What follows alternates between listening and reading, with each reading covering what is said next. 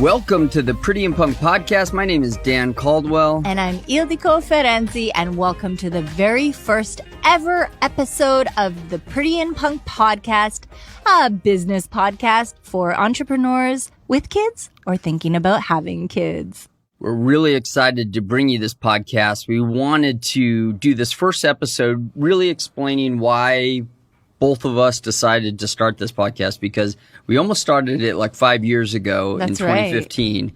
And we were just starting a business, and we thought, let's start a podcast that's kind of based around, so it explains the steps through our business. And power couples. Yeah, how a power couple starts a business, and maybe bring on world-class entrepreneurs and have them tell their stories on how they started their business. And then we had a kid. Bam! All of a sudden we had a baby. And our lives changed. So we... In a good way. Because listen, for years I believed I couldn't have babies. And that was a heartache. That was really hard for me as a woman to wrap my head and my life around that. I always planned that I would have kids. And to deal with that heartache, I built businesses. I took on everything that came my way that interested me.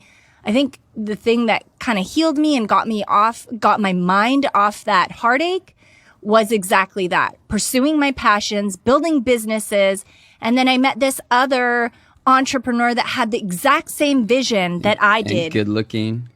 I'll give you that. So here we are, two entrepreneurs pursuing our passions, building businesses, traveling the world, and bam, I get pregnant, which let me tell you was the best moment of my life. And I proved myself wrong, because with the first breath of my firstborn son, my best life, I can honestly say my best life started at that moment. And I had a total recall moment where here I was telling myself for years that I couldn't do this with kids. And now here I am. I'm going to have to. And I had the total recall moment because my mom, as a single mom, entrepreneur, serial entrepreneur, I grew up in her businesses. So this wasn't actually that far off. And I had planned during my pregnancy to have nannies and all this stuff, but we kind of argued about that growing up with my stay-at-home mom, so I wasn't used to that type of thing. I was used to my mom being there, and I wanted my kids to have that, and so we kind of weren't seeing eye to eye on that. Because I still wanted to pursue my dreams and build businesses. I'm not going to be a stay-at-home mom. Not that there's anything wrong with it, but I just was in a different mindset. So when they laid my son in my arms, I said, I'm going to figure out a way to do this with my son.